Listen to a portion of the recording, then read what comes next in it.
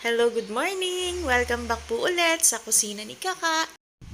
And for today's ulam, magluluto po ako ng sinigang. Hindi po ako nang lagay ng gabi dyan, pero malapot pa rin ang sabaw. Anong sikreto? Halika po, samahan niyo ako sa pagluto. Ang una ko pong ginawa ay patutuyuin lang natin yung sabaw ng pork kasi meron talaga siyang water, 'di ba? After natin hugasan, syempre, ang ginamit ko po pala dito ay kalahating laman at kalahating spare ribs kasi pag may mga buto-buto siya na part, mas masarap at mas malasa. Sinong may sabi? Syempre, ako! Antayin lang po natin siyang matuyo at may lumabas na konting mantika. At habang pinapatuyo ko po yan, naglagay po pala ako dyan ng pamintang powder. Para kahit papano may lasa na po yung meat natin, yung pork natin. At ganyan po na may konting oil na siya, saka ko po ilalagay ang ating sibuyas, walang kasamang bawang.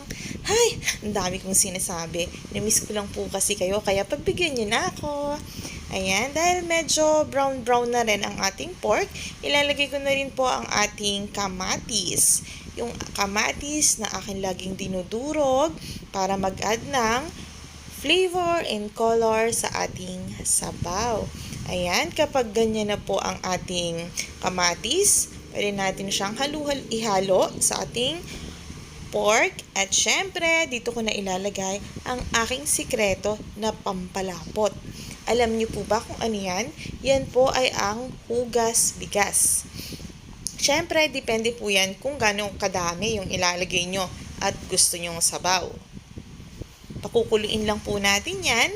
At sa punto pong yan, naglagay po pala ako ng isang pirasong dahon ng laurel.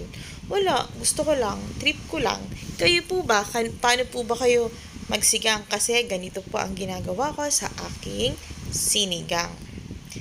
Haluin lang po natin, pakuluin lang po natin.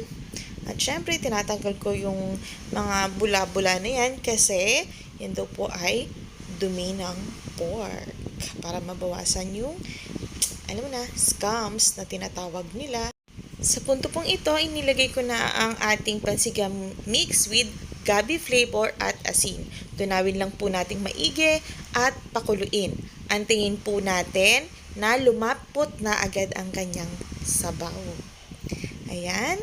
At kapag malapot na po ang sabaw niya, saka lang po natin ilalagay ang ating mga gulay na lahok at antayin na po natin siyang maluto and ready to serve with this thick soup. I promise! Salamat po sa panunood!